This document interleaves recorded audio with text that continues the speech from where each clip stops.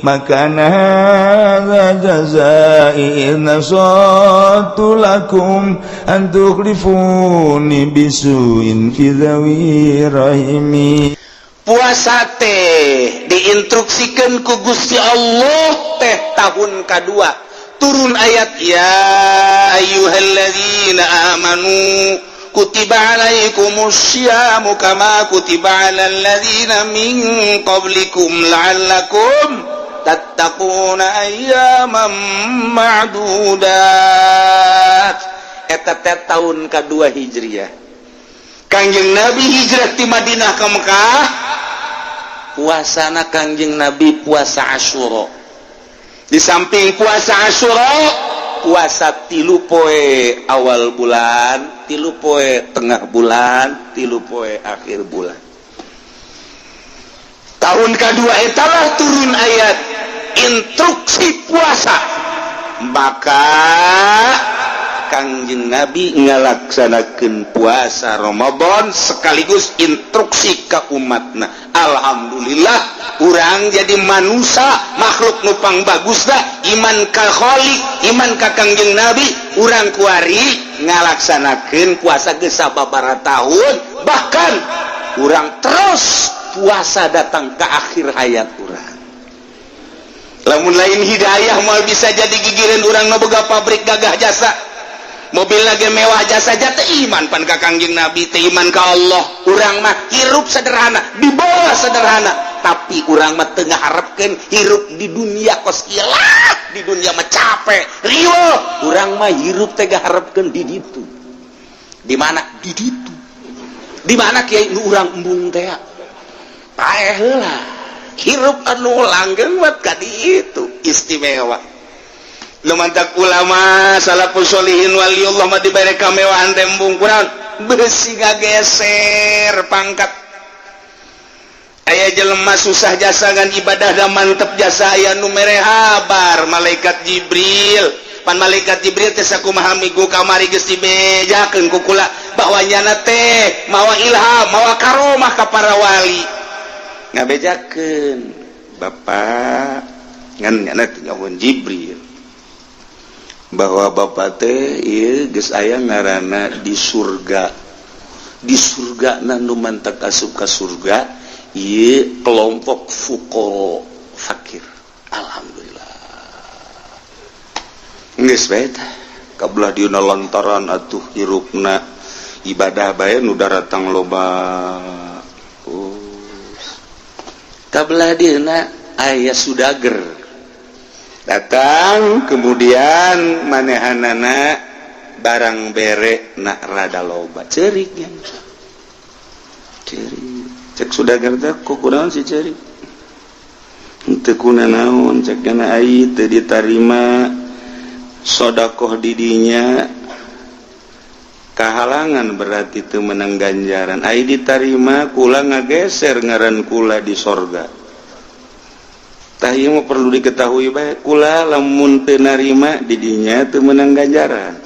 Tapi lamun kula narima ngaran kura di sorga ngageser tina sabab asup ka sorga fuqara kuari kula buating ka sorga buah henteu lantaran ieu leuwih ti poe ieu. Dahareun teh aya ajang isukna deui sabulaneun aya.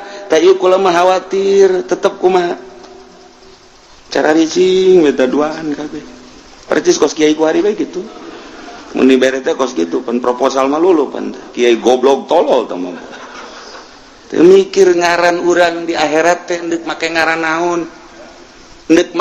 naon nu diandalkeun batur mah fuqara di akhirat teh bakul mah goni lantaran teu boga rasa sugih dibikeunan bae batur mah ieu teh tahajud anu ikhlas batur mah zikir ai urang andalan urang ke di akhirat naon.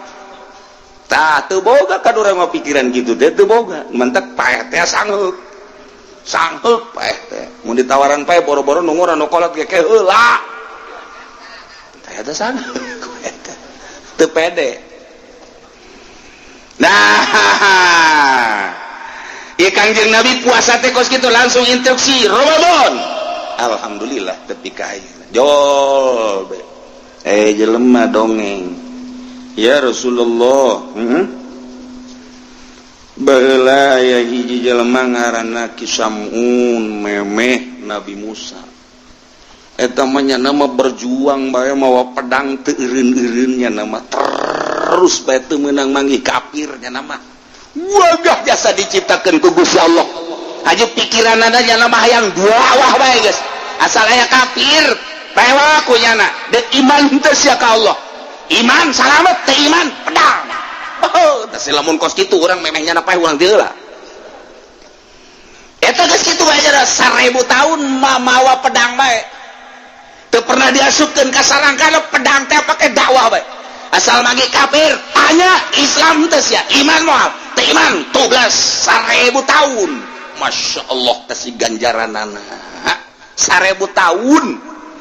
Atuh lamun anu perang Uhud bae sakitu, perang Badar bae sakitu, Hunain bae sakitu, dan perang-perang nu lainna hebat jasa. Atuh ieu 1000 tahun mah manggul pedang bae. Masya Allah kan. Teu mah geus hese nyaritakeunana. Urang mah pan gua pedang na kitu boga pan. Dina boga na pan lain jang dakwah urang mah. Jang neangan di ditu tuh. Di mana kayak di ditu? Di mana? Pabrik. Jang ngageng urang mah. Limbah. Ngasal aya bae kieu. Ada lagu sia. Sembarangan sia asup ka pabrik. Kos lu bogana teh. Kos bogana nya na padahal bogana sincek nya. Gusti Allah doaku. Lamun kos kitu mah wani jasa. Jang di pabrik pedang wani dikaluarkeun. Jang awewe pedang wani dikaluarkeun. Ai kitu mah jang nu teu puasa bulan Ramadan pedang nyelap. Teu wani ngaluarkeun pedang blon tama jawara goblok tolol tama jawara kos kitu. Lamun nya ge wani, tah pokona mah asal aya nu ngarokok, ha sia goblok sia nagara aing ge Pasar Kemis. Teu nyawa aing jawarana, kada kita rokok. Dieu sepunya na. Eta jawara kakarake. Tinggalnya nabe hak we tolol teh budak dakwah tah naon. Duh, hese jasa hese. Eueuh jawara di Pasar Kemis, eueuh jawara di Cukupa, eueuh jawara dengan jawara kos kitu dong, jawara itil malulu. Beres. Tah, da jawara mah kos kitu asal aya bae nu ngarokok nu dahar keluarnya ada di mobil. Langsung tulak cangkeng. Hah? Nagara aing sia. Ulah gara-gara siang ngarokok di Pasar Kemis siksa turun. Satu untung aing aya keresan, najan aing teu puasa. Kos bener pan ngomong teh. Kos bener teh ngomongnya ada jawara. Ulah ngundang siksa sia, siang ngarokok di negara Pasar Kemis. Urang mana sia? Sia mah lain urang dieu, aing urang dieu. Kumaha lamun Allah nurunkeun siksa ka negara aing. Ye, tolol. Kada kita rokok. Jeung duitna. Wah, ieu mah preman beneran. Mana kepala sia? Sieun bahasa kepala. Bagi dua baik. Oh lalu ngomong. Jawara goblok. Tah lamun aya jawara ka situ kalau mah salut biasa kajeun geus teu puasa ge ngana kajeun. Kajeun geus teu puasa ge kajeun, teu salat kajeun asal eta bae amankeun dah. Amankeun. Mun kadenge aya nu sunah bulan puasa amankeun. Nah, ieu mah mantep cenah jakeun ieu. Amankeun. Pak. Kenapa pian sia enggak pakai celana? Sana. Kemana? Rumah saya. Sana ada kamar khusus. Udah tenang sana. Cek simbada tuh bukan masalah kesononya, hitungannya berapa. Udah tenang. 2 kali lipat dah sono. Jawara ondo atau pokok situ. Tak ieu nu ngamankeun ye. Kula lamun bulan puasa diondang nyalateun, teu ai teu kadeuleu, ai di deuleu, pan kade teu di deuleu, kadeuleu. Ai teu di deuleu kadeuleu, ai kurang di deuleu kadeuleu. Ku hasis yang ngomong. Kayang mah nya merek ke kain. Ieu kieu indek. Aduh, aing bisa gelut di dinya. Kajeun aing mah menang ge. Aing moal kudu eleh gelut jeung nu kos kitu mah. Moal asalnya nana ngaringkus 12an beres wae. Palian heula.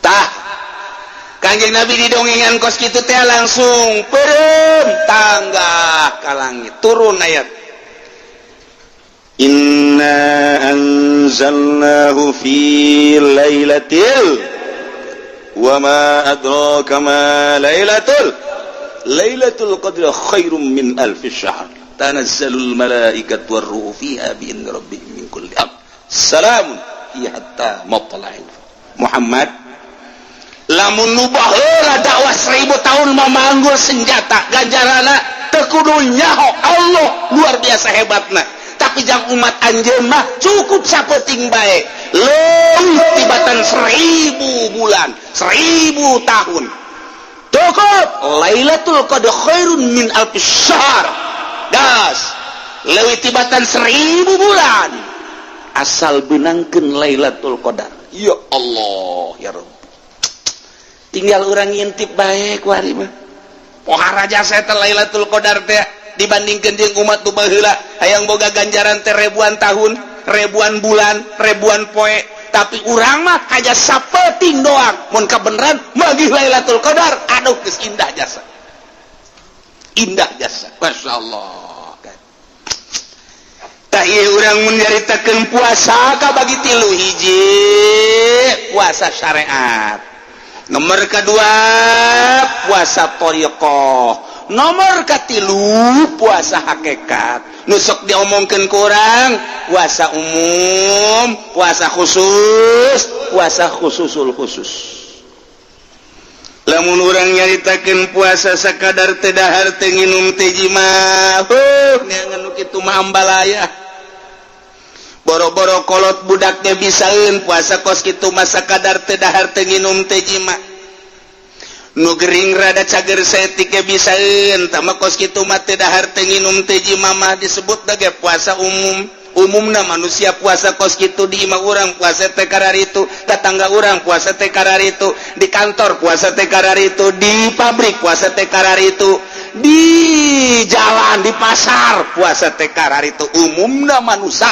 puasa teh kos kitu bahkan ieu mah anu dikhawatirkeun loba jelema nu puasa kamin shaimin loba jelema nu puasa hampir ngan sakadar boga dahaga jeung lapar doang puasana teu ditarima ku Gusti Allah ngan sakadar nahan lapar jeung dahaga masyaallah mantap sih eta puasa kos kitu aduh nomor kedua mah puasa nu ngajaga anggahota tadi mah ngajaga beuteung tadi sian kudahareun ku inumeun jima jeung pamajikan lumrah naik wari puasana puasa anggahota tapak lain tina dahar nginum jima tapi tapak seluruh anggahota mata urang ulah sakahayangna didelekeun ditinggalikeun celi urang ulah sakarep urang didengekeun dikupingkeun irung urang ulah sakahayang diambe-ambekeun mata urang sungut urang ulah sakahayang diomong-omongkeun leungeun urang ulah sakahayang disuruh bak-cabak dirumpa-rampakeun kitu kene suku urang ulah sakahayang urang sakarep urang dilungkah dilengkahkeun mulai ku ari ku urang diatur sajroning bulan puasa rek beurang rek peuting mata ku urang dijaga nu biasana urang sok nonton TV di luar bulan Ramadan coba di bulan Ramadan mah urang kaluarkeun ta TV Pak kunaon dikaluarkeun renyek aja neuk meuli nu cekas jangan ngabuburit bulan puasa bapak goblok tanu kos Pak eta geus bagus kok dikaluarkeun leutik teuing meuli aya anu teh mah dengan 24 inci hayang nu sabaraha tuh Pak aya nu 150 wah ieu bapak lain deuk ibadah kos yes kadanannya nangan nasehatan ka anak ka pamajikan ka incu mah bisa-bisa diri sorangan heula di akhir zaman kieu geus geura metak di jero kamar geura bersihan geura pel sajadah geura amparkeun tasbih mun bisa mah ulah hiji 10 20 kitu keneh Quran 20 30 Pak loba amat jualeun siapkeun ku urang bulan Ramadan ya komo nu geus kolot mah umur 40 50 60 buah datang di ibu henteu ka Ramadan hareup mungpang di bejaan di elingan ku kiai aing dek ibadah nu mantep lah di bulan Ramadan ieu mah bulan Ramadan kamari bisa ngaji Quran bisa tamanamatkeun Quran sakali sugan Ramadan ieu mah bisa 10 kali teu ka mana mantap kurang siapkeun pemajikan anak ye neng ieu nya tah 10 juta jang bulan Ramadan jadahar hungkul ieu beusi deuk beli pakaian 10 juta tanya ieu jang sedekahna 10 juta waduh pemajikan lagi geus bunga jasa tuh alhamdulillah barang menang dompet pemajikanna puyang leungit kongkorong ka mana sakieu kongkorong kongkorong bebe jaga salagena ka kongkorong leungit aya eta 10 juta sial tak kaji cenah nipu tawa kos gitu atuh suete ngangeunakeun nah ieu petakeun kurang kakak emang di kamana ka haji ulah diganggu di kamar bae ieu kalau ke masjid geus kapan waktu deuk maca Quran sebab Quran teh kapan diturunkeun unzila diturunkeunana dina bulan Ramadan syahrul Ramadan allazi unzila fil Quran hudal linnas. Jadi abah lagi kolot yang mandek metak bae jacak kiai ge ai puasa umum mah gampang